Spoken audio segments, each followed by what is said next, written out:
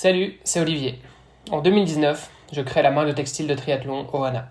En 2020, je m'associe avec Hermano pour lancer le podcast Devenir triathlète. En 2021, on monte une équipe d'experts pour écrire le livre Devenir triathlète. Alors, en 2022, on a voulu aller encore un peu plus loin dans l'aventure.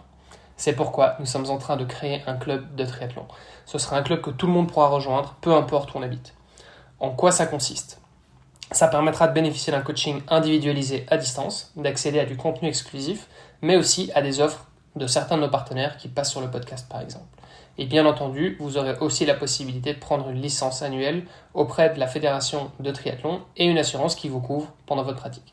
Bref, c'est un sacré projet sur lequel on a bossé ces derniers mois avec l'équipe et on aimerait ouvrir les inscriptions officiellement pour le mois de septembre. Mais avant ça, on propose à une poignée d'entre vous de tester le modèle gratuitement en avant-première. Ce sera l'occasion d'avoir votre feedback et de peaufiner les derniers détails. Alors si vous voulez faire partie des bêta-testeurs, je vous invite à vous inscrire sur la page www.devenirtriathlete.com/club. Je répète, www.devenirtriathlete.com/club. À très vite. Prêt pour un nouvel épisode ? Alors, juste avant, je vous invite à aller faire un tour sur devenirtriathlete.com/commande. Vous pourrez retrouver notre livre sous la direction d'Olivier à 7 mains. On s'est mis autour d'une table pour vous proposer le meilleur pour savoir comment devenir triathlète, comment progresser en triathlon et enfin comment performer en triathlon. Je vous donne rendez-vous à la fin de cet épisode pour quelques derniers conseils. Allez, c'est parti pour devenir triathlète.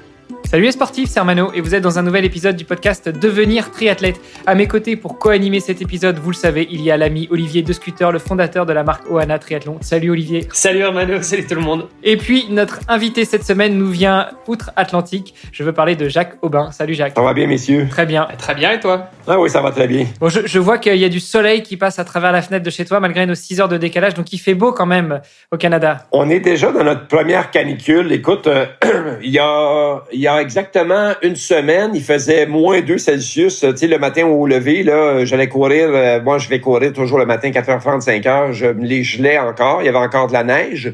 Et cette semaine, on est à 32. Alors, on a une canicule, 3-4 jours collés de 32 degrés.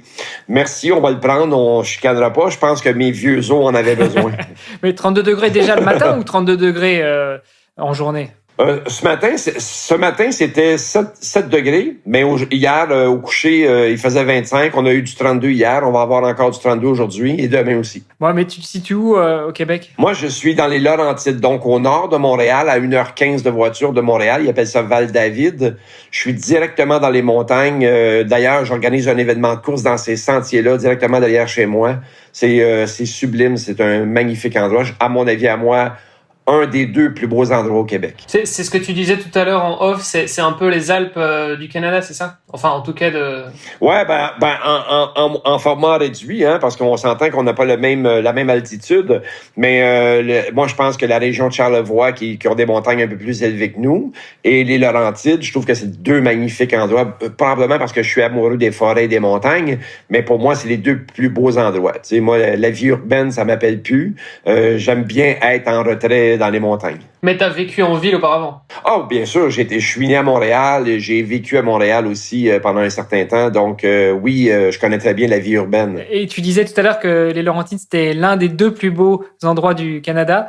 Et c'est quoi le premier? En fait, je parle du Québec. Au Québec, écoute, je peux pas les mettre en ordre parce que, comme je suis amoureux d'où je vis, c'est un peu dur de mettre Charlevoix, qui est un petit peu plus au nord dans le Québec, là, dans le coin au nord de la ville de Québec, là, Baie-Saint-Paul, le Charlevoix, toute cette région, où les montagnes sont un petit peu plus en altitude. C'est magnifique aussi.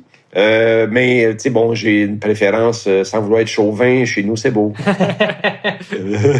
Et quand tu dis chez toi, ton pays à toi, c'est le Québec ou c'est le Canada? Juste question d'identité. Écoute, si on se fie à nos politiciens, mon pays, c'est le peuple. Parce que nos politiciens me font honte. C'est deux connards en force. Et vous saviez qu'ici au Québec, actuellement, là, le port du masque va être enlevé demain. Nous sommes probablement les derniers au monde, à l'exception de Shanghai actuellement, qui sont encore, eux autres, pris avec une pseudo-version magique de COVID supplémentaire. Je suppose qu'ils l'ont pris, celle-là. Et le Canada détient encore la palme pour être les tyrans covidiens du monde entier. Les gens qui ne sont pas vaccinés au Canada n'ont pas le droit de sortir du Canada encore.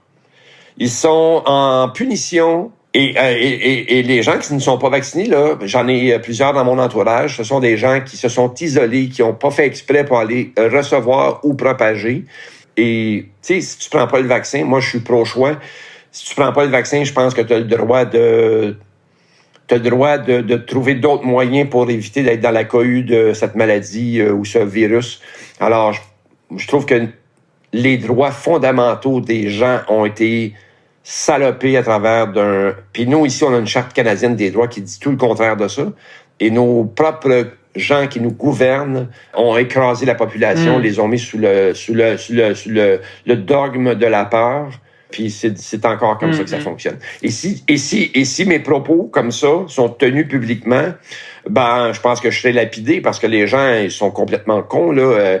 Tu peux pas avoir une opinion qui va à sens contraire de la leur parce qu'ils ont eu 12 vaccins, 3 ou 4 ou tu peux pas parler autrement que le narratif. Bon, Jacques, faut que tu saches un truc quand même, c'est que là le podcast il va être diffusé et il y a pas mal de gens qui nous écoutent. Ils auront mon opinion, je me présenterai en politique puis je ferai du remplacement. Ça marche. Bon, en parlant de se présenter, peut-être, on a une tradition dans le podcast, normalement, c'est de donner la parole à notre invité pour qu'il se présente. On est rentré direct un petit peu dans le vif du sujet, mais Jacques, dis-nous tout. Qui es-tu? Qui est Jacques Aubin? Quel âge as-tu? Que fais-tu dans la vie? Et puis, quelle est ta relation avec le sport? Oh mon Dieu Seigneur, c'est beaucoup de questions dans une seule phrase. Écoute, qui es-tu? Ben, en fait, je suis un être humain très, très normal qui a créé avec le temps des choses exceptionnelles. Donc, ce que je fais dans la vie, maintenant, je ne vis que de la santé. Donc, je propose des conférences ici au Québec. Puis d'ailleurs, j'étais supposé aller en faire juste avant la COVID sur votre territoire. Et puis, finalement, tout a changé à cause de la COVID. Mais oui, je propose des conférences de motivation, de modification de style de vie, de changement d'habitude de vie auprès des gens. Je suis aussi le président d'une compagnie qui s'appelle Événements Top Chrono, dans lequel Événements Top Chrono crée un programme en entreprise pour faire bouger les gens, changer les habitudes de vie directement dans les entreprises. Et je suis propriétaire de 4 événements de course à pied. Et ta relation avec le sport? En dehors de ton implication dans les événements de course à pied ou autre? Parce qu'il y a quand même t'as quand même une histoire aussi à raconter. Et c'est entre autres pour ça qu'on a pensé à toi, évidemment, pour le podcast. D'où ça vient pour toi, le sport? C'est à quoi? Quel a été ton premier contact avec le sport? Écoute, en toute honnêteté, gamin, j'étais un sportif. On jouait à cette époque-là en hockey extérieur. Hein? On n'avait pas encore ce qu'on appelle des arénas, donc des patinoires intérieures à l'abri des froids hivernaux. J'ai passé mon enfance à jouer au hockey à l'extérieur. Comme tous les gamins, on court sans savoir vraiment qu'on court. On court parce qu'on a envie de bouger. Fait qu'on jouait au hockey en souliers aussi. Alors, on courait après la rondelle ou la balle. Donc, j'ai tout le temps fait du sport jeune, jusqu'à l'âge de 16 ans, où on devient des adultes intelligents et on commence à consommer la cigarette et l'alcool. On aura compris que le intelligent, pour le coup, pour toi, là, à ce moment-là, il était ironique. Mais ça s'arrête pas là. T'as fini de faire du sport, t'as fait quelques excès, pour ainsi dire, et puis, ben c'est ça. À l'âge au début de la quarantaine, je me suis retrouvé obèse, morbide, donc autour de 202-203 kilos. Ici, on dit au Québec en livres 415 livres, ouais. Ah ouais, quand même. Ouais, plusieurs excès, plusieurs émotions non soignées ont fait que j'ai dérivé vers l'obésité. Et alors, il y a la dérive vers l'obésité, ça c'est une chose, mais comment est-ce que tu as fait finalement pour ne plus être ce Jacques Aubin de 200 kilos?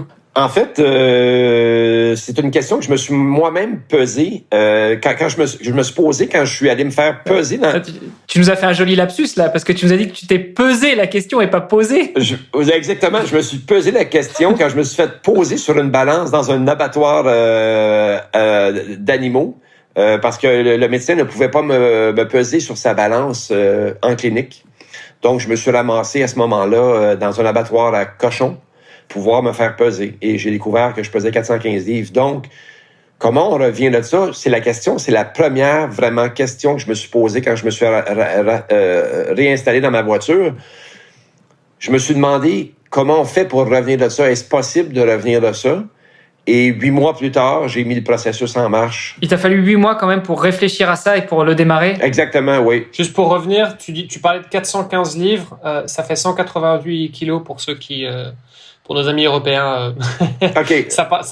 non, mais ça parlera peut-être un peu plus, mais c'est 188 kilos, effectivement, c'est vrai que c'est énorme. Aujourd'hui, t'es à combien? Là, maintenant, je pèse dans les 85 kilos. Donc, t'as perdu plus de 100 kilos, quoi. Exactement. OK. Exactement. Et donc, toi, le déclic, ça a été le moment où tu t'es pesé suivant les conseils de ton médecin, c'est ça? Ben, en fait, c'est ça. Je me faisais peser à ce moment-là pour pouvoir faire ajuster ma dose médicamentale de médicaments pour la haute pression à ce moment-là. Donc, je faisais déjà de la haute pression très élevée. Donc, c'est ce qu'on appelle l'hypertension chez nous. Ouais. L'hypertension artérielle, exactement. Et on a changé, on voulait changer mon médicament pour plus fort parce que là, j'avais plus d'hypertension. Donc, c'est à ce moment-là que j'ai comme vu ce qui m'arrivait. Puis, j'ai pris la décision à ce moment-là. Ma première décision, c'était de dire, ayant 2 enfants qui étaient quand même de jeunes adultes, 18 ans et 15 ans à ce moment-là, je me suis dit, je pourrais pas les voir s'accomplir. Puis pendant ce temps-là, eux, ils vont perdre leur père. Tu sais. Alors, j'ai pris la décision de me prendre en main. Et lentement, mais sûrement, par la nutrition au début, je suis revenu dans un état de santé qui était meilleur. Je peux vous dire que 4 mois après le début du processus, on m'enlevait mes médicaments pour la haute pression parce que je perdais la carte continuellement à cause justement, une petite perte de poids avait tout changé au niveau de l'hypertension. Ouais. Les gens pensent qu'il faut absolument d'aller d'une étape à l'autre pour que vraiment il y ait de l'amélioration. Il y a déjà de l'amélioration dès le jour 1 où tu te mets en marche. Donc, en 3 mois, j'avais plus de médicaments pour l'hypertension. Là, tu nous dis tes enfants, ils étaient adolescents, ils avaient 15 et 18 ans. Toi, tu avais quel âge à ce moment-là? C'était il y a combien de temps? J'avais 46 ans, ça fait 12 ans et demi de ça. D'accord. Donc, j'en déduis que tu as 58 ans aujourd'hui. N'est-ce pas? Bravo!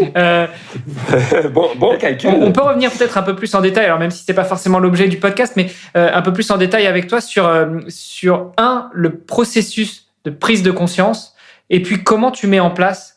Qu'est-ce que tu mets en place et comment? Et puis après, j'aimerais bien qu'on voit, mais dans un second temps, qu'est-ce que ça a changé chez toi à part l'hypertension et notamment ta relation peut-être avec le mouvement, le sport, le bien-être, la santé de manière générale?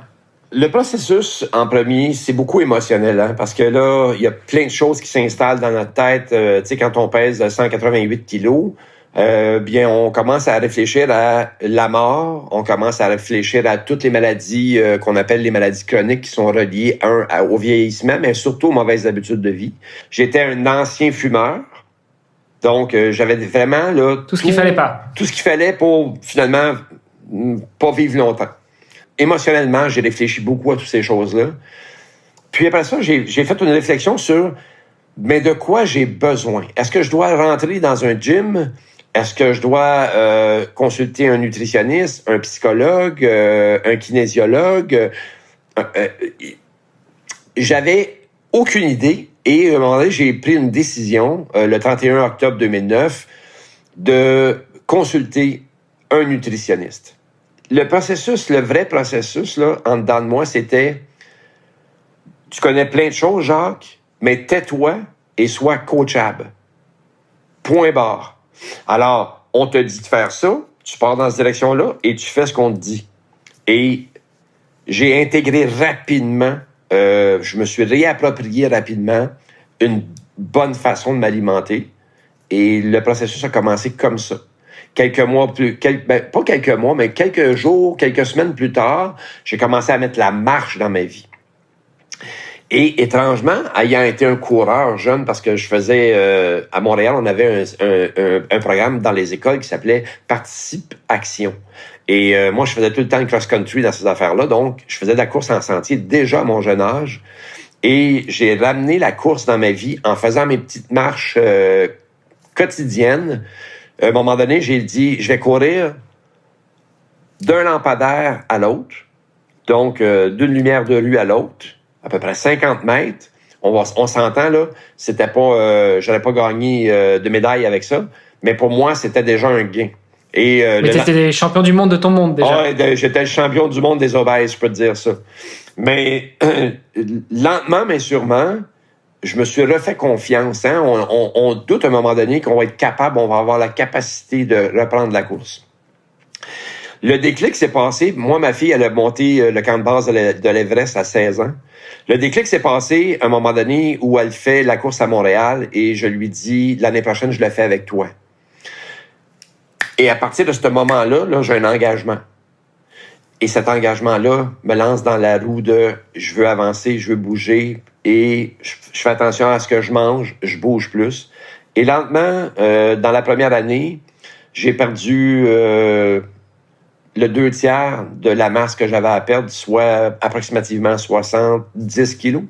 Wow. Dans la première année. Et il y a un point qui peut être important aussi, c'est professionnellement, à ce moment-là, tu faisais quoi? T'étais chez toi, tu faisais déjà des conférences, tu gérais déjà des événements sportifs, tu faisais quoi? Non, à ce moment-là, j'étais complètement pas dans le monde du sport. Écoute, j'aurais pas pu prêcher le sport et être conférencier dans un état lamentable comme j'étais. Là, j'aurais pas pu faire ça. À ce moment-là, j'étais dans le domaine de l'impression numérique. J'avais une entreprise. On fabriquait de l'enseigne, ce genre de produit-là. D'accord. Entreprise d'ailleurs que j'ai quitté à un moment donné parce que je souhaitais faire. En fait, dans le processus, je me suis dit la plus belle chose que je pourrais faire, c'est de travailler directement dans le milieu du sport. Fait que ça me forcerait à être intègre. Autant moi, physiquement, mentalement, moralement, que la réussite de ce que je proposerai. Oui, c'est pas faites ce que je dis, mais pas ce que je fais, c'est regardez ce que je fais et faites pareil.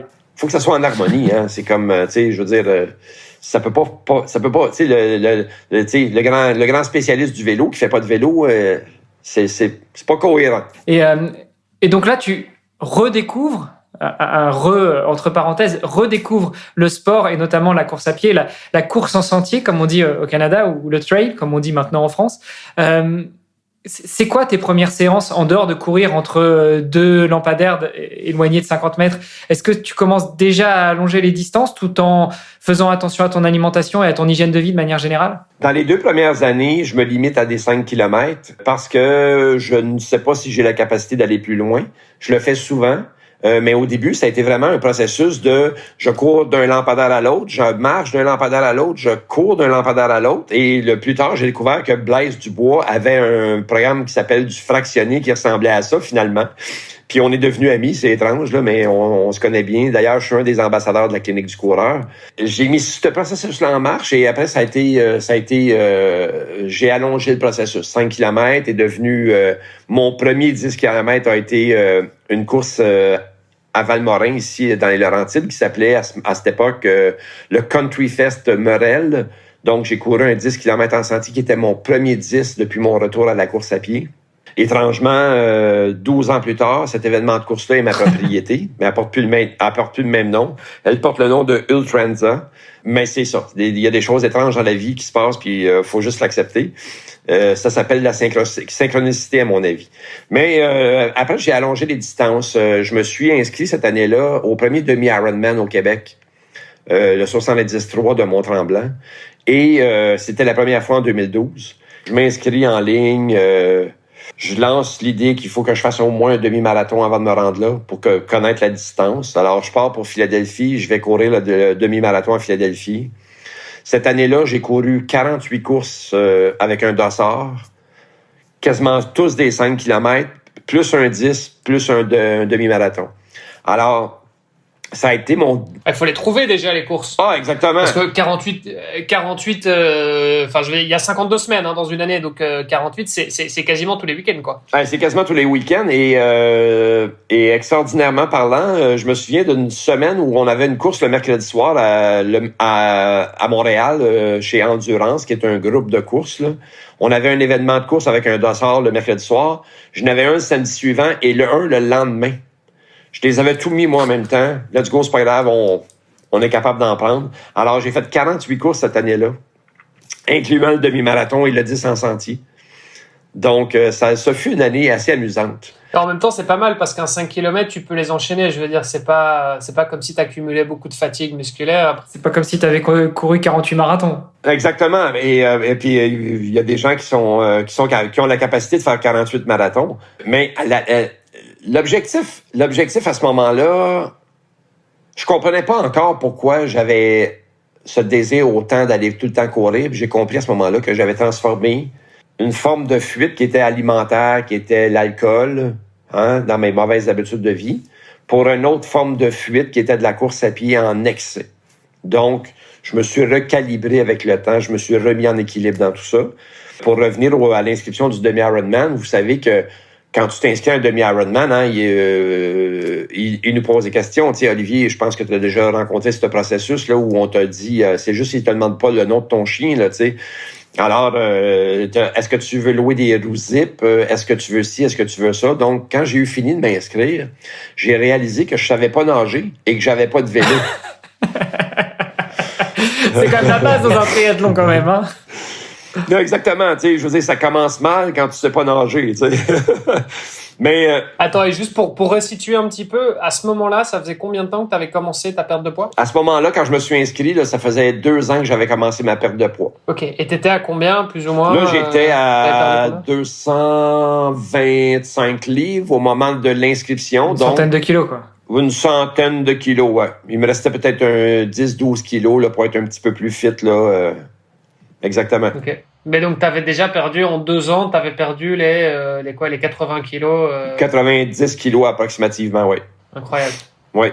OK. Et à ce moment-là, tu dis, c'est bon, ça y est, je suis prêt à semi-Ironman. Exactement. OK, bon, tu t'inscris, tu as terminé l'inscription, tu réalises que tu sais pas nager, que tu n'as pas de vélo, tu fais quoi?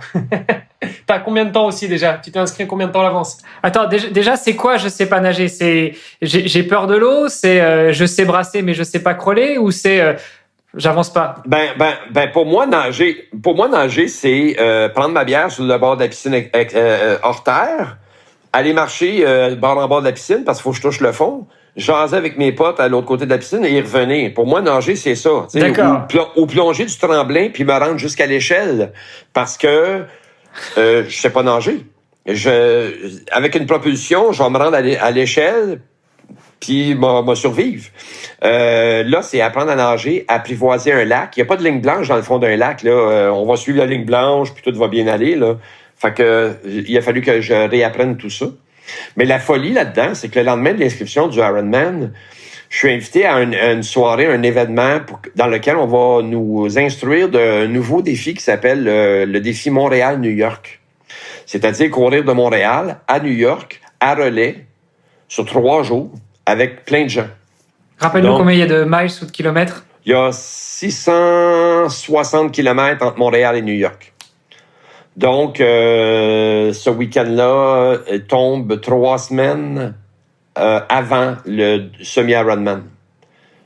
Je me suis inscrit aussi. OK.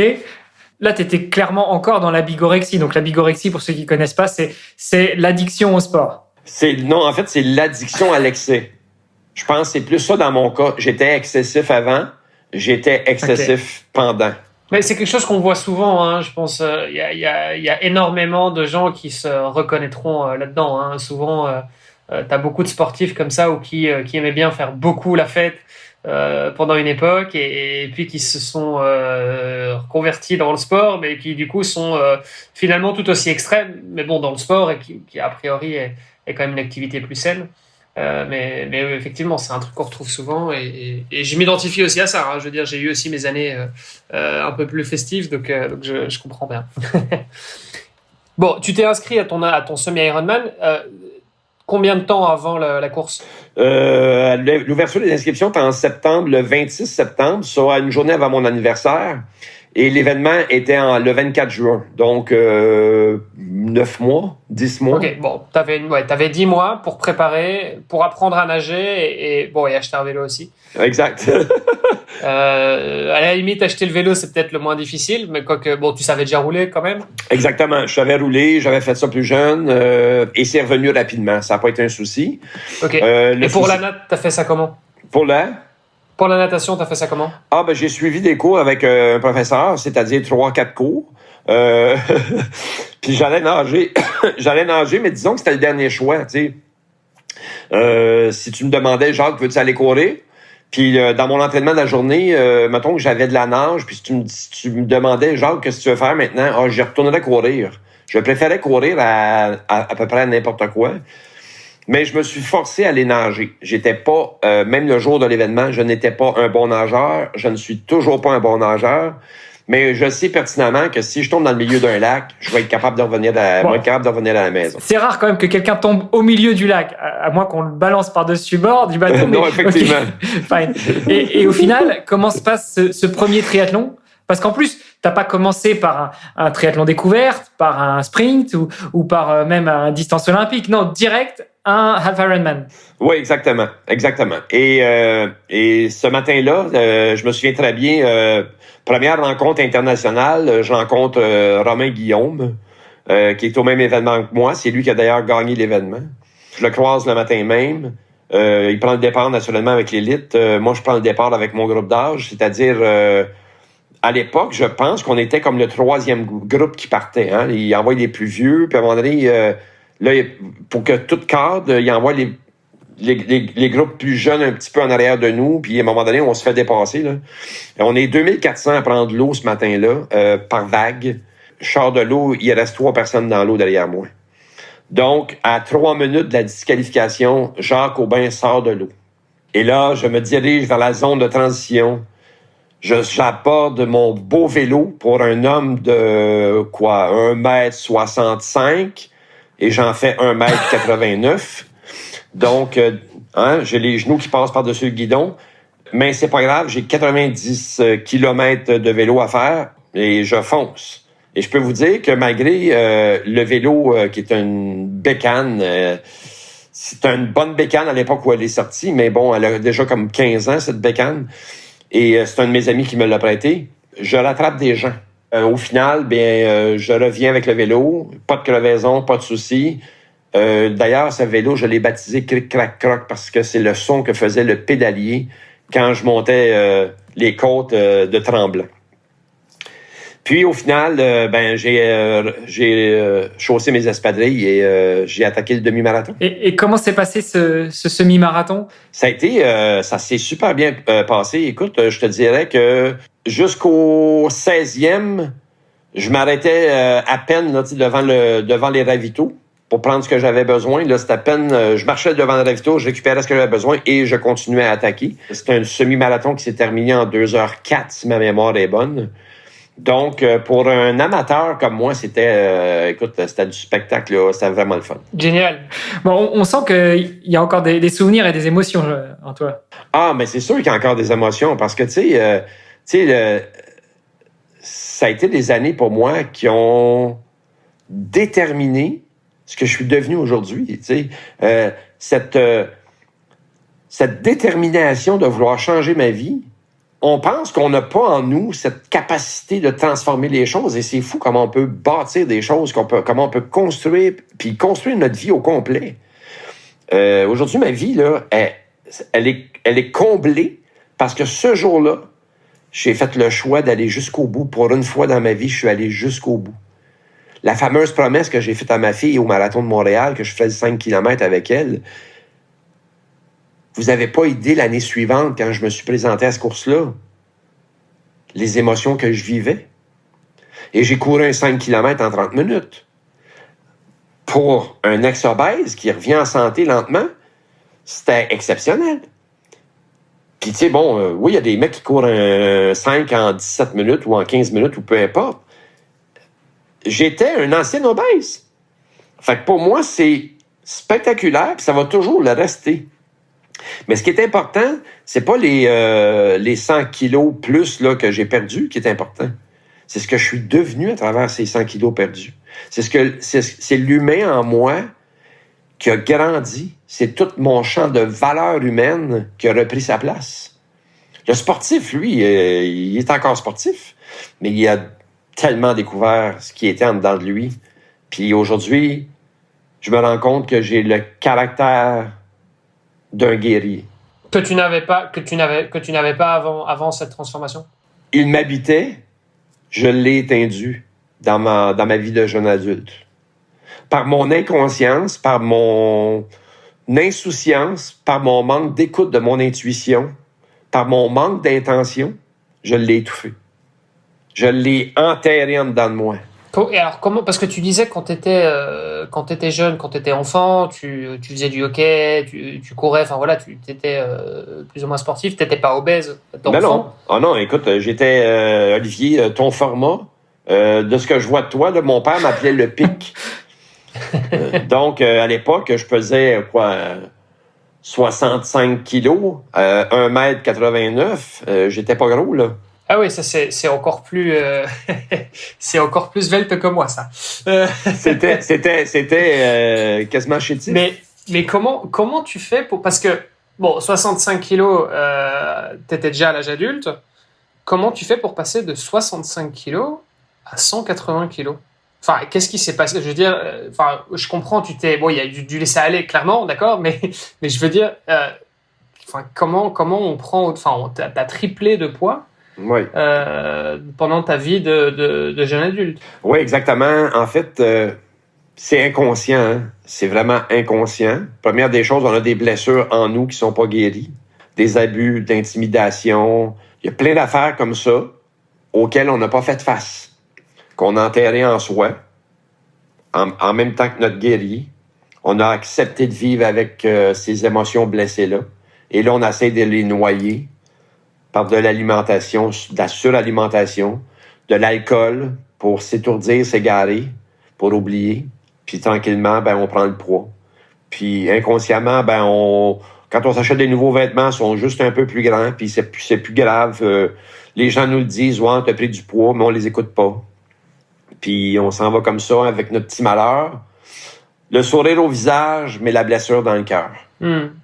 Et c'était quoi ton régime alors à l'époque? C'était fast-food tous les jours, enfin le régime un peu à l'américaine comme on pourrait le voir ici depuis l'Europe? Ben en fait, oui, il y avait une partie de ça, mais il y a eu aussi une partie de sous-alimentation. C'est-à-dire que je quittais pour le bureau le matin, je me prenais un café dans un coffee shop et j'allais au bureau travailler dans mon atelier et je pouvais oublier de dîner. Alors là, j'avais pas mangé de la journée. Puis quand j'arrivais chez moi, là, vers 15-16 heures, je préparais le souper pour la famille. Je dévorais 400 grammes de fromage avec une baguette avant de souper. Là, c'était pas rare, ça. Puis s'il y avait un sac de chips, c'était rare qu'on avait des chips chez nous, mais des croustilles. Mais quand ça arrivait, fallait pas que ça traîne parce que ils mangeaient une volée, là. Donc, ça commençait par ça. Puis après ça, j'avais mon repas. Donc, je m'alimentais pas fréquemment et de la bonne façon. Donc, ça c'est quelque chose qui est quand même assez un petit peu paradoxal, et c'est vrai que souvent les nutritionnistes ont tendance à le dire. Si on veut éviter justement la perte de poids, il vaut mieux manger un petit peu, mais souvent. Parce qu'en fait, ça permet justement de contrôler ce sentiment de satiété, donc de ne plus avoir faim. Parce qu'en fait, le problème, c'est quand tu loupes un repas ou quoi et que tu as faim, bah, tu as tendance à manger plus que ce dont tu as vraiment besoin, juste parce que tu as faim. Et en fait, le temps que tu manges ton aliment, il faut attendre 20 minutes avant que le sentiment de satiété s'en aille. Et donc ça, c'est vrai que c'est un piège parce que on peut se dire, ah bah tiens, je vais sauter un repas parce que j'ai envie de perdre du poids. Bah non, en fait, quand tu fais ça, du coup, tu compenses après et en mangeant 2 fois plus. Ce qui n'est pas forcément un bon choix. Et c'est vrai que c'est un truc qu'on retrouve beaucoup. Et je crois que c'est une mauvaise habitude que beaucoup de gens ont aujourd'hui, c'est de louper le petit déjeuner. Et donc, du coup, je loupe le petit déjeuner. Par contre, à 11h, j'en peux plus, j'ai absolument besoin de manger un truc. Qu'est-ce que je fais? Bah, je vais me manger, je sais pas, des pains au chocolat, un Snickers, enfin voilà, des trucs qui sont pas forcément sains. En gros, une bombe de sucre qui fait qu'après, je vais faire une hypoglycémie réactionnelle et que donc, du coup, je serai de nouveau mal et que je vais de nouveau devoir manger. Je vais manger 2 fois plus. Enfin voilà. Et c'est un cycle un peu... c'est un cycle un peu vicieux. Et donc, c'est super important, effectivement, de bien rythmer, en fait, la prise d'alimentation. Oui, puis ce cycle vicieux-là, les gens se rendent pas compte comment ils sont inconscients dans leur choix. Fait que là, ils partent en voiture, sont en déplacement, et là, ils n'ont pas déjeuné. Et là, à un moment donné, la première odeur de fête qui lui passe au visage devant un McDo ou une autre de ce genre de restauration, ben ils vont tourner inconsciemment, ils vont se commander quelque chose directement dans la voiture, ils vont s'empiffrer avec ça, et là, ça va les satisfaire, mais pas longtemps. Comme tu dis, l'indice glycémique va exploser et redescendre rapidement, et là, ils vont avoir encore faim. Donc, c'est un cycle qui est très, très malsain. Oui, et puis c'est facile aussi de se diriger vers, en général, le sucre et la graisse, parce que c'est ça, effectivement, qui va te donner un petit boost d'énergie plus rapidement, mais en même temps, c'est pas forcément de la vraie bouffe. Enfin, je veux dire, il y a un moment, il faut manger, voilà, tu dois manger tes légumes, tu dois manger tout le reste. Et donc, c'est vrai qu'on a un peu, c'est un peu comme une drogue, hein, finalement. On dit que le chocolat, c'est une drogue, bah, c'est pas pour rien, quoi. Quand tu es habitué à avoir ta dose de sucre, bah voilà, il faut que tu l'aies régulièrement, quoi. Puis tu sais qu'il y a des sciences de fait là-dessus sur des rats de laboratoire. Hein. On met de la moulée à souris ou à rat dans un coin avec un petit peu de sucre. Ils vont manger un petit peu de sucre, ils vont manger le moulé. Tu mets du gras dans l'autre coin, ils vont manger un petit peu de gras, ils vont manger de la moulée. Mais quand tu mets les sucres et gras ensemble, ils touchent plus à la moulée. Ils font que manger du sucre et du gras. Le parfait mélange 50-50, là, c'est prouvé scientifiquement là, que... Et si tu regardes, là, dans le fond, les McDo de ce monde et toutes ces marques de chaînes alimentaires-là, ils ont une équité parfaite entre les glucides et les lipides pour que tu aies le désir d'en manger. C'est prouvé scientifiquement maintenant. OK. Je connaissais pas ces expériences-là, effectivement, mais c'est vrai que c'est un peu la bombe explosive, quoi. Si tu veux prendre du poids, c'est des graisses et du sucre gogo et. Ouais, puis au niveau de ton humeur, ça te satisfait là sur le coup là. T'es dans le bonheur là, t'as les deux sources que tu veux, puis tu viens d'équilibrer tes choses. Ouais, et en même temps c'est un truc. Je veux dire, quand on était, tu sais, il y a quelques milliers d'années, quand on était des hommes de Cro-Magnon et qu'on chassait, en fait, c'était vital pour nous. Je veux dire, d'avoir accès à du sucre ou des graisses, c'était une question de vie ou de mort, quoi. Donc, t'as un peu un espèce d'instinct de survie aussi par rapport à ça. Et donc, t'es plus attiré... Mais ça, pour moi, ça s'appelle de la guidance intuitive. Souviens-toi, là, Olivier, où le moment où tu fais un ultra ou tu fais un Ironman, quand tu arrives devant la table où il y a une exposition quasiment d'un supermarché sur la table, tu peux choisir entre le cola, l'eau, le Gatorade et tu peux choisir quasiment entre des bretzels, des bonbons et des pièces d'orange ou un bout de banane. C'est ta guidance qui te fait... C'est vraiment... Ton corps te dit, tu as besoin de potassium, ta perception alimentaire que tu vas faire, c'est le bout de banane. Mais tu sais, si tu manques de glucides, il y a des grosses chances que tu sautes sur le verre de coke. Et c'est vraiment une guidance intuitive. Et les chasseurs de l'époque de Cro-Magnon, ils y allaient avec une guidance intuitive. C'est pour ça aussi qu'ils cueillaient et qu'ils chassaient. Je suis d'accord avec toi. Mais bon, eux avaient pas l'option du McDo, qui est de la bouffe industrielle, où exactement. T'as des indices glycémiques justement que tu retrouverais jamais dans la nutrition naturelle, quoi. Exactement. Mais de là, le principe de la guidance intuitive, quand on est en ultra, elle revient, elle nous habite encore, tu sais. C'est juste qu'on l'utilise plus comme on l'utilisait autrefois.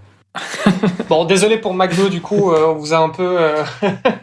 Mais bon, voilà, écoute... On vous aime pareil. Alors, ben, en fait, moi, on pourra jamais les enlever de là, hein. Ils vont toujours être là, ces chaînes alimentaires-là. Moi, ce que je souhaite, c'est que soit qu'on les impose pour le mal sociétal qu'ils font avec leurs services alimentaires, ou soit qu'ils investissent dans le sport massivement. Ils ont le choix.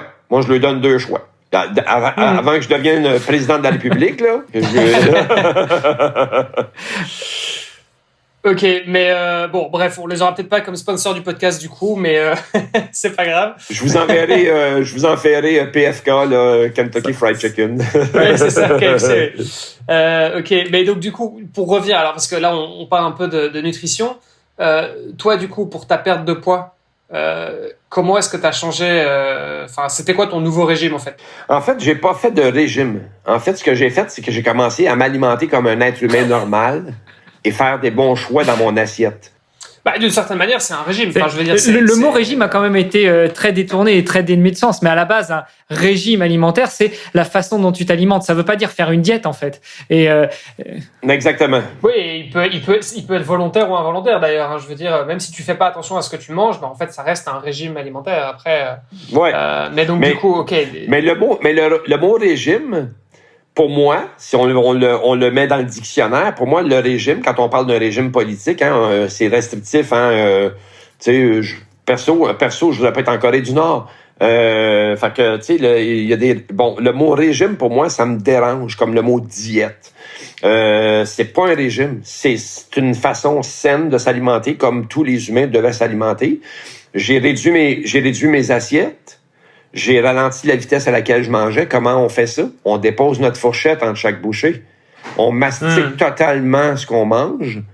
Puis après, on prend une autre bouchée. Et lentement, ça nous permet de découvrir qu'on a plus faim. Oui, parce qu'en fait, c'est ce que je disais tout à l'heure, c'est comme au moment où tu commences à manger, ton cerveau met à peu près 20 minutes le temps de le début de la digestion pour te rendre compte qu'en fait, t'as plus faim. Et donc, effectivement, le fait de manger moins vite, bah, tu vas te rendre compte avant d'avoir bouffé 3 assiettes que c'est bon, en fait, t'étais OK, quoi. Exactement.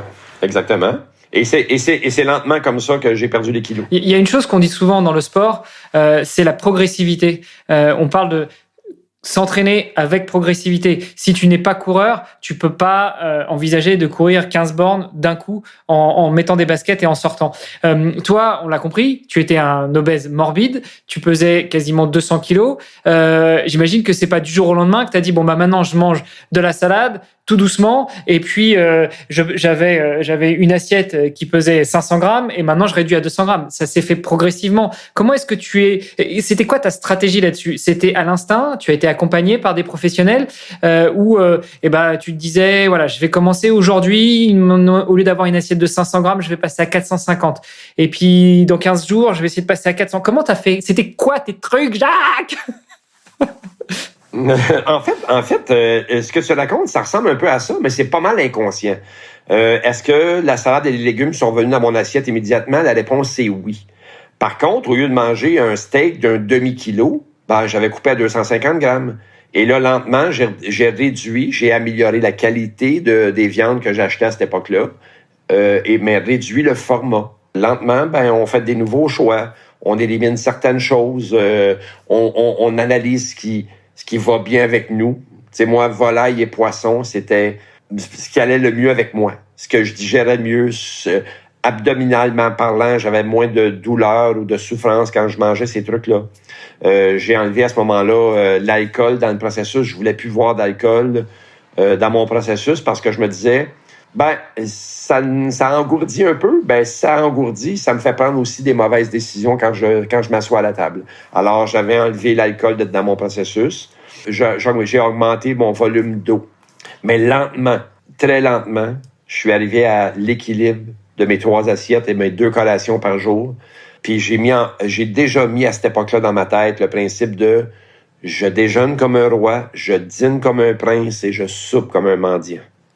Point barre. Et c'est encore comme ça aujourd'hui. Et pour tes collations, t'es entre les deux? Les collations, je les prends pas toujours. Il y en a qui ont besoin de ces collations-là. Moi, je n'ai moins besoin. Ça dépend de ce que je fais. Tu sais, si je pars faire 15 bornes, c'est sûr que il va y avoir une petite collation quelque part là-dedans. Mais l'alcool, tu l'as complètement arrêté?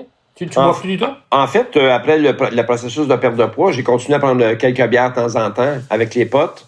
Puis en septembre 2020, la veille de mon anniversaire, le 26 septembre, on savait à ce moment-là que mon papa avait le cancer. J'avais pris ma première bière avec papa. Et moi, pour le 27, le lendemain, j'avais pris la décision que j'arrêtais complètement l'alcool. J'avais à chaque fois, ici on a beaucoup de microbrasseries, là, mais j'avais à chaque fois que je prenais une bière des douleurs abdominales au niveau intestinal. Puis l'autre affaire, c'est quand tu passes de 200 kilos à 80 quelques kilos, ça en prend pas 3 pour te sentir en état d'ébriété, là. Ça en prend juste une. Ce facteur-là de sentiment d'être toujours un peu étourdi quand je prenais une bière, j'avais plus envie de ça. J'avais l'impression de plus me posséder, d'être propriétaire de mon esprit. J'avais le goût. Oui, t'es un peu dépossédé de tes moyens parce que, effectivement, Exactement. Alors, cette journée-là, j'ai pris mes 2 dernières bières avec papa. et j'ai plus repris d'alcool depuis. OK. Voilà. C'est des choix, hein? C'est des choix. Pour moi, maintenant, une vie sans alcool, c'est comme une vie normale. Là. Moi, chez moi, quand on était petit, papa achetait de la bière dans le temps de Noël, il achetait 12 bières. Après Noël, il en achetait 9. Parce qu'à l'époque, la bière n'était pas pasteurisée, donc elle faisait comme des toiles d'araignée dans les bouteilles. Donc, il jetait les bières, des bières industrialisées qu'on appelle, là. Il les jetait. Puis là, lentement, on dirait que c'est devenu une institution, l'alcool, dans les familles. On dirait que, soudainement, là, c'était rendu la mode, comme n'importe quelle autre mode, qui est du... Tu sais, bon, chez vous, le vin sur la table, c'est centenaire, c'est millénaire. Chez nous, le vin sur la table, ça a commencé dans les années 70, là. 80, c'est devenu très populaire. Aujourd'hui, il y a des gens qui prennent une bouteille de vin quasiment au souper tous les soirs. Ouais. Fait que je veux pas démoniser l'alcool, mais en même temps, je pense pas que le corps humain et l'alcool, c'est un ménage qui va bien ensemble. Ouais, et en même temps, après, bon, c'est qu'une impression, mais moi, je trouve que les gens, justement, on consomme de moins en moins d'alcool. Tu regardes d'ailleurs, et je sais qu'il y a des chiffres là-dessus, tu regardes les jeunes aujourd'hui, les jeunes, je sais pas, de 16 à 20 ans, ils consomment beaucoup moins d'alcool. Par contre, ils le consomment plus vite. Que quand. Mais ça, c'est un autre sujet. Non, pas. Enfin, ça, j'en sais rien, mais en tout cas, ils consomment parce que justement, il y a aussi les nouvelles technologies qui font qu'ils sont plus à la maison, ils sortent beaucoup moins. Bon, et c'est pas forcément positif, hein, parce que ça veut dire qu'ils sortent moins, ils font potentiellement aussi moins de sport, etc. Mais les jeunes aujourd'hui sont plus derrière des écrans. Et voilà, et ils ont beaucoup moins tendance à sortir. Et bon, en plus avec la période Covid, je pense que ça a pas arrangé les choses. Mais moi, j'ai vraiment l'impression que les jeunes justement boivent de moins en moins d'alcool. Et en soi, si tu y réfléchis un tout petit peu, le tabac, l'alcool, et les autres drogues, tu te dis c'est quand même un truc. Enfin, rationnellement, ça n'a aucun sens. Rationnellement, enfin, pourquoi est-ce que tu consommerais des trucs comme ça qui en fait vont te pourrir le corps, etc. Enfin, tu vois. Quel est l'intérêt de le faire?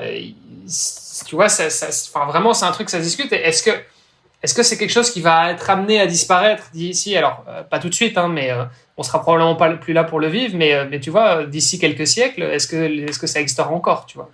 Est-ce que l'être humain aura toujours besoin de se défoncer un petit peu parce que c'est dans ses gènes, ou bien est-ce que justement on va arriver à une espèce de rationalité qui se dit en fait le but c'est d'être heureux, c'est d'être en bonne santé, c'est d'être fit, c'est d'être fort, c'est d'être plus vif d'esprit, etc. Et donc du coup on fera tout en fonction de ça. Ouais, mais mon souci à moi c'est que tant aussi longtemps qu'il y aura des hommes, il y aura de l'hommerie. Et l'alcool, le tabac, tant que ça rapportera des fonds monétaires en taxes ou quoi que ce soit, ici au Québec, tout est taxé, là, à ce moment-là, c'est quelque chose qui ne disparaîtra pas. Ils trouveront une nouvelle façon de nous le vendre, tu sais. Oui, bon, et bien sûr, évidemment, il y a ceux qui le vendent, ça, moi j'entends bien. Du coup, on est en train de se couper la porte à d'autres sponsors potentiels, mais non, mais a priori, c'était pas le but, donc il y a pas de souci. Mais bon, voilà, non, c'est une question d'u et de coutume, et en soi, on regarde, je sais que la génération de mes parents, par exemple, à l'époque, fumait à table, en famille. À partir de 12 ans, c'était normal. Ouais. Aujourd'hui, c'est quand même un truc, tu te dis, attends, c'est pas possible, quoi. Donc, tu vois, ça m'étonnerait pas que d'ici quelques générations, c'est le genre de trucs qui auront déjà bien disparu. Et d'ailleurs, il y a des pays, effectivement, et bon, ça, après, c'est un truc très culturel aussi, hein, mais il y a des pays aujourd'hui où les fumeurs sont vraiment vus comme des gens malades. J'ai vécu en Amérique latine, notamment en Colombie, où quelqu'un qui fume dans la rue, on le regarde un petit peu de travers et t'as vraiment l'impression que c'est un junkie, quoi. Exact. Et c'est quand même un truc, c'est fort, quoi, tu vois, te dire, en fait, et en soi, ils ont raison. Je veux dire, les gens qui fument, en soi, c'est un peu une sorte de maladie. T'as une dépendance à quelque chose, c'est quelque chose qui vient tu vois, qui te rend de plus en plus malade en plus. Je sais pas, j'ai l'impression que c'est quelque chose qui évolue dans le bon sens. Ouais. Voilà. Oui, je suis d'accord avec toi. Moi aussi, on les voit de moins en moins. Écoute, j'étais à Québec cette semaine en conférence. J'ai croisé un fumeur. Puis je m'en souviens encore. Fait que tu sais, on devient comme un peu plus intolérant. Donc, les gens qui sont fumeurs s'éloignent un peu plus pour fumer seul ou en compagnie d'autres fumeurs, mais on en voit de moins en moins, effectivement. C'est vrai. Non, mais c'est vrai, et ça joue beaucoup. Exact. D'ailleurs, petite anecdote, c'est quelque chose qui m'avait marqué, c'est au Japon. Tu ne fumes pas dans la rue pour pas justement déranger les gens. Donc, dans la rue, tu as des cabines comme une espèce d'arrêt de bus où tu peux rentrer et fumer. Et donc, tu as quelques fumeurs qui sont là enfermés en train de respirer leur propre fumée, tu vois, dans un espèce de petit abri de bus en rue. C'est assez marrant à voir. Mais bon, voilà, au moins, voilà, tu déranges pas les gens. C'est vrai qu'en soi, tu marches dans la rue, t'as quelqu'un qui fume, tu vois, à côté de toi, alors t'es en train de faire ton jogging ou quoi, et tu te prends le nuage de fumée, c'est pas très agréable, quoi. Ouais, effectivement. Bon, bref, on aura cliché pas mal de monde aujourd'hui. Ouais, puis l'objectif, c'est pas ça, mais c'est de sensibiliser les gens à prendre conscience qu'il y a des trucs dans la vie qui fonctionnent pas bien avec l'être humain. C'est pas normal. Il y a des choses qui fonctionnent pas avec le corps humain. Je suis d'accord, et en même temps, je pense que la plupart de nos auditeurs sont plus ou moins dans la même. Enfin voilà, si vous voulez réagir, n'hésitez pas. Vous nous ferez savoir, mais. Je pense pas qu'on ira chercher des sponsors du côté des fabricants de cigarettes ou d'alcool. Donc. Du coup, vous allez pas manquer grand chose, là, parce que vous parlez, vous pouvez pas parler des deux côtés de la bouche, là. Vous recevez du cash de ce côté par ces gens-là, puis de l'autre côté, vous dites le contraire de ce qu'ils vous offrent. Non, ça fonctionne pas. Bon, revenons un petit peu sur le triathlon, du coup, Jacques. Toi, t'as fait ton premier Ironman, enfin semi-Ironman. Oui. Ensuite, qu'est-ce qui s'est passé? Parce que t'as terminé, là, il y a eu un truc qui s'est passé dans ta tête, tu t'es dit, ça y est, en fait, je suis un triathlète, je suis capable de tout. En fait, je me suis jamais senti comme un triathlète. Oui, j'ai jamais pensé, moi, écoute, je suis un triathlète. Regardez-moi, je suis un triathlète. J'ai pas de tatou Ironman sur mon mollet. Je suis pas dans cette culture-là. Moi, je suis un releveur de défis. Je suis un aventurier. C'est comme ça que je me considère. Alors, je relève des défis. Puis Ironman sur les 10.3, c'était un défi que j'ai refait l'année suivante. Ma carrière de Ironman est pas terminée parce que je vais peut-être y retourner un jour, mais je me suis présenté à un full en 2016. Une journée de tempête, ça a été un échec. Puis ça a eu une incidence au début sur ma valorisation de moi versus la capacité de faire un full. Donc, je pense que je suis capable de faire un full. J'ai juste tombé sur une mauvaise journée. OK, donc affaire à suivre. Exactement. On va bientôt voir Jacques Aubin sur un full. Ou possiblement. Écoute, mais là où je prends le plus de plaisir maintenant, c'est le trail. C'est là où j'ai la montagne dans ma cour. Fait que je peux aller courir en trail en tout temps, hiver comme été. Et c'est là où j'ai le plus de plaisir. Et le trail, c'est quelque chose que tu as découvert assez rapidement, j'imagine. Tu t'es mis à la course à pied entre le moment où tu faisais tes lampadaires et le moment où tu as découvert le trail. J'imagine que ça a été assez vite. Ouais, assez rapidement. En dedans de, je te dirais, 18 mois, j'étais retourné dans les sentiers. Comme je faisais dans mon enfance, à la campagne de mon enfance. Mais après ça, ça a toujours été présent. Puis ça va toujours être présent. Quand je pourrai plus courir, j'irai marcher, mais je vais toujours être en montagne. Et aujourd'hui, alors, parce que tu disais, voilà, mon semi-Ironman, c'était un défi. J'imagine que tu en as eu d'autres, des défis comme ça. Tu t'en mets... en même temps, tu dois peut-être te dire, j'ai perdu tellement d'années où je faisais pas de défis comme ça, je faisais pas de courses, tu vois, je m'entraînais pas, enfin, je poussais pas mon corps aussi loin pendant tant d'années. J'ai envie de rattraper ce temps perdu. C'est un truc un peu que tu te dis et tu continues à enchaîner des défis. En fait, j'enchaîne des défis, mais pas pour ces raisons-là. Ce mode d'excès-là, je l'ai mis un petit peu de côté. Ce que j'aime particulièrement faire, c'est d'aller aider des copains à relever leurs défis.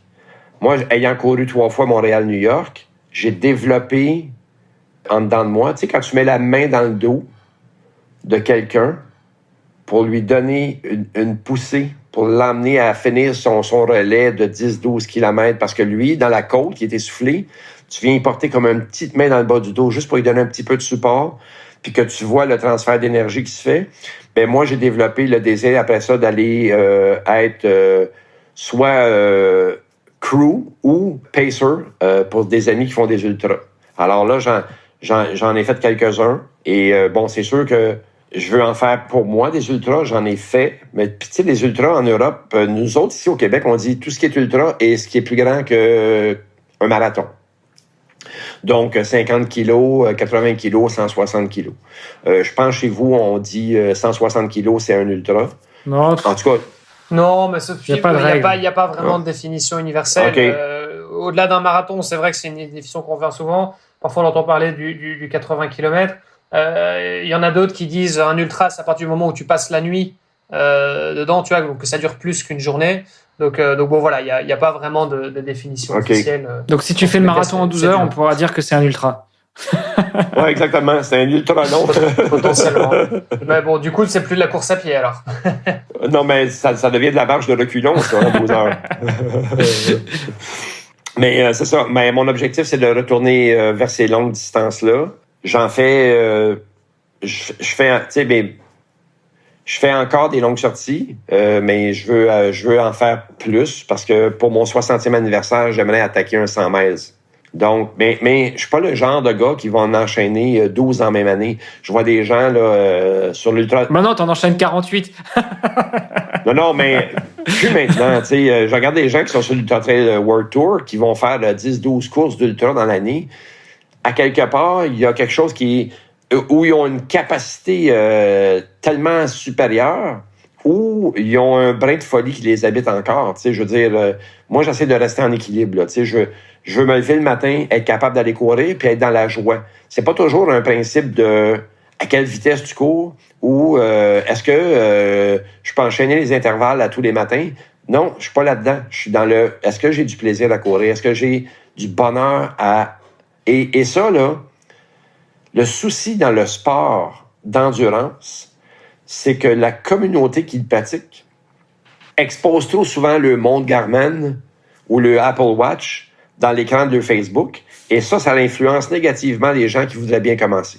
Moi, je pense que faut revenir à la base puis dire aux gens, commence par y aller, cours 1 minute. Puis si t'es plus capable après, fais juste finir ta marche. Demain, tu courras 2 fois 1 minute. Et reviens à la base. Amuse-toi, souris, chante en courant. Point. Tu sais, il faut revenir à cette base-là pour donner aux gens le désir de se lancer. Toi, aujourd'hui, c'est devenu ton truc. C'est pouvoir partager ça, c'est faire en sorte que ton histoire, elle puisse... c'est la partager avec les autres et faire en sorte qu'eux puissent relever leurs propres défis. Tu fais de l'événement, tu fais du coaching, des conférences, exactement. Etc. C'est devenu ton activité. Exactement. À temps plein, c'est ce qui habite ma vie au quotidien à temps plein. Donc, les événements de course à pied, le programme Actif au boulot en entreprise et les conférences, le coaching. On a un petit club de course ici. Alors, tout ça réuni ensemble, ben, c'est encore une fois initier les gens à se lancer, à passer à l'étape « je prends soin de moi, je passe en mode actif ». Puis je pense que c'est important. Hein? Il y a un truc que j'entends souvent, je vais aller courir un petit 5. Il n'y a pas de petit 5. Si tu veux courir un 5 et te défoncer, ça se peut que tu reviennes la langue à terre chez toi. Tu vois souvent l'expression « je suis allé courir un petit 5 ce matin ». Il n'y en a pas de petit 5. Pour la madame qui reste au bord de la rue, qui n'a jamais couru, 5 km, là, c'est la fin du monde. C'est un ultra pour quelqu'un qui n'a jamais couru. Ben exactement. Elle prend sa bagnole pour faire 5 km d'habitude. Alors, amener les gens à expérimenter une distance de 5 km, c'est déjà un exploit. Et toi, du coup, maintenant, justement, tu veux prendre du plaisir quand tu vas t'entraîner, quand tu vas pratiquer. T'en es où dans ta pratique? En dehors du fait que d'ici 2 ans, tu veux faire un 100 miles, mais tu cours tous les jours, tu cours très régulièrement. Et ta pratique versus ton alimentation, t'en es où? Écoute, c'est 6 fois par semaine.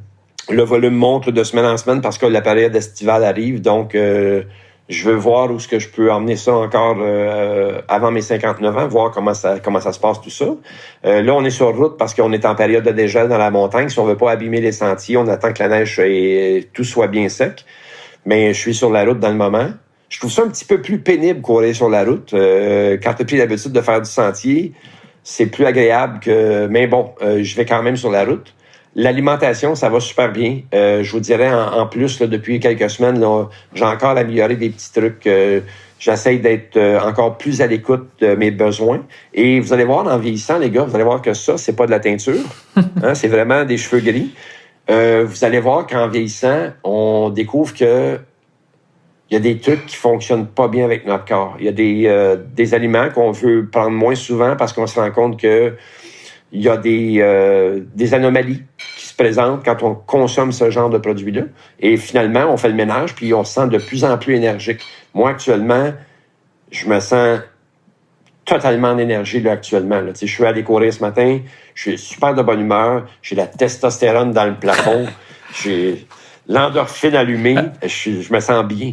Fait que c'est ça. Ouais, c'est cool, c'est cool. Pour quelqu'un qui vit à la montagne, où il fait assez froid du coup en hiver, tu fais comment pour t'entraîner? Tu fais du ski, tu as de la raquette, ou je sais pas, où tu t'entraînes à l'intérieur, tu as un tapis de course? En fait, cet hiver, ça a été plus difficile pour moi parce que j'ai perdu papa. Fait que le temps d'adapter mon corps à aller faire de la course à l'extérieur, il faisait déjà très froid, fait que j'ai fait de l'entraînement beaucoup plus à l'intérieur. Mais règle générale, l'hiver, je fais de la course à pied. Je cours en sentier l'hiver. On a des souliers pour ça. Et les sentiers sont propices. On prend les sentiers de raquettes et on va courir dans ces sentiers-là. On en a beaucoup ici de ça. OK, super. Et c'est quoi, juste quand tu parles des chaussures, c'est quoi? C'est des chaussures de trail de base ou c'est un truc encore un peu plus adapté? C'est une chaussure de trail après lesquelles on va rajouter des petits boulons hexagonales dans les pods pour se donner encore plus de grip s'il y a de la glace ou pour bien cramponner. D'accord. Donc un peu comme ce qu'on utiliserait sur piste en athlétisme, sauf que là c'est sur des chaussures de trail, quoi. Exactement. Donc ça nous fait un meilleur crampon, ça nous fait rester debout comme on dit. Jacques, quand on te recherche sur Google, il y a un autre lien qui tombe sur Wikipédia. Jacobin Godin de la Berrière. J'imagine que tu as entendu parler de lui. Non, pas du tout. Un officier français qui a été guillotiné au XVIIIe siècle. Ah, c'est peut-être moi, puis j'étais en mode renaissance. Du coup, voilà, si vous cherchez effectivement à joindre Jacobin, c'est pas celui du XVIIIe siècle. En fait, vous avez juste à écrire Jacques Aubin, 225 livres, et ça va vous emmener où vous voulez. Mais oui. En fait, il y a pas mal d'interviews qu'on peut retrouver sur les Exactement. Puis vous êtes mon deuxième podcast européen. J'en ai déjà fait un avec Les Frappés. Je sais pas si vous connaissez Loïc. Non. Loïc Blanchard. Je pense qu'il est en Suisse, Loïc. Okay. Ouais. Donc, il y a un podcast avec plusieurs sportifs qu'il a fait lui aussi de son côté. C'est la deuxième fois qu'on m'interpelle pour faire un podcast avec les gens de votre côté. C'est cool. Je trouve ça le fun. Très bien. Écoute, justement, nous, ça fait, tu vois, on a eu Blaise Dubois qu'on a eu sur le podcast il y a pas loin d'un an. Et puis, voilà, en ce moment, on a eu aussi plus récemment une de tes compatriotes également. Donc, voilà, on essaye de diversifier un petit peu. Laquelle compatriote? Natacha Gagné. Ah ben oui, Natacha qui fait son club pour les tout petits. C'est ça, là, oui. Exactement. Ouais. Oui, tout à fait. Le club pour les enfants, ouais. Exactement. Ouais. Donc voilà, on diversifie un petit peu les accents. Exactement, c'est bien ça, c'est bien. Il y a plein de gens ici qui pourraient inspirer votre podcast. Là. Il y a beaucoup de gens ici qui sont super, tu nous feras une petite liste. Ça va me faire plaisir. Et Jacques, j'ai une autre tradition dans le podcast, c'est qu'en général, je pose une question à notre invité relativement au nom du podcast. C'est, à ton avis, quel est le meilleur moyen de devenir triathlète? Mais pour toi, on va la tweaker un peu. C'est, à ton avis, quel est pour toi le meilleur moyen de ne plus être un obèse morbide et de se mettre au triathlon? La réponse est très courte. Vous allez être déçus. Ça s'appelle s'aimer. Simplement. Commencer à s'aimer, à s'apprécier. C'est ça la réponse. Vraiment revenir à la source, c'est-à-dire soi, pour être, tu sais, on voit ça souvent comme de l'égoïsme que de revenir à soi. Moi, j'ai passé ma vie à donner, puis le jour où j'ai découvert qu'il y avait un humain qui donnait, c'était moi, j'ai comme dirigé un petit peu vers moi, puis j'ai fait comme je vais donner à cet homme-là parce qu'il mérite de recevoir. Fait que je pense que le mot simple, c'est s'aimer. Écoute, ça me va très bien, même si c'est une réponse courte. Hein. On prend aussi les réponses courtes. Sur sa belle parole, mais effectivement, ça a du sens. Enfin, je veux dire, s'aimer, c'est prendre soin de soi, c'est comprendre aussi comment fonctionne notre corps, notre esprit, et parce que le triathlon, effectivement, c'est pas juste aller s'entraîner. C'est toute une philosophie de vie, en fait. Exactement. Puis tu sais, quand tu commences à tourner ça vers toi un peu, ce qui est étrange, c'est quand l'estime de soi revient, quand tu commences à avoir de l'estime, là, comment tout prend place après. C'est juste de l'amour, finalement. Mais ça, je suis entièrement d'accord avec toi, et il y a rien à faire. Quand tu le sens aussi, même, tu sais, dans la période de l'année, le moment où tu es vraiment bien entraîné, et tu sais, t'as fait pas mal de volume, etc., et tu sens que ton corps, voilà, physiquement, il commence à prendre forme, et tu te rapproches de ta course. En fait, c'est le moment où tu as le plus d'amour propre, quoi, d'une certaine manière, parce que tu te dis, tu te sens bien dans ta peau, quoi, t'es bien, les muscles sont là, c'est réactif, etc., et donc c'est quand même un truc qui est hyper important. Ben exactement. Et c'est là où tu recrées un équilibre entre le corps et l'esprit. Oui, je suis d'accord avec toi. Je suis entièrement d'accord avec toi. Bon, génial. Merci beaucoup, Jacques, pour cet échange. C'était hyper inspirant, je trouvais. Et puis, ça nous a rappelé aussi un petit peu notre échange qu'on avait eu dans l'épisode avec Bertrand Soulier. Qui Hermano a emprunté du coup les paroles être champion du monde de son monde, c'est ça? C'est ça, exactement, ouais. Ah, génial. C'est bien dit. Super. Bon, voilà, on salue Bertrand. Écoutez, messieurs, merci beaucoup. Jacques, on te souhaite une bonne continuation. Bon run, donc demain matin, du coup, si j'ai compris, c'est plutôt le matin que tu cours. Absolument, très tôt. Super, comme ça tu profites du lever du soleil, tu vas réveiller le soleil de temps en temps, j'imagine. Exactement. Et puis Olivier, je te donne rendez-vous la semaine prochaine. Ciao. Yes. Salut messieurs, merci. Salut. Merci d'avoir écouté cet épisode jusqu'au bout. N'oubliez pas de rejoindre notre groupe Facebook pour discuter avec les invités, commenter et poser vos questions. Et Olivier et moi, nous vous répondrons dans un prochain épisode. À la semaine prochaine. Salut les sportifs.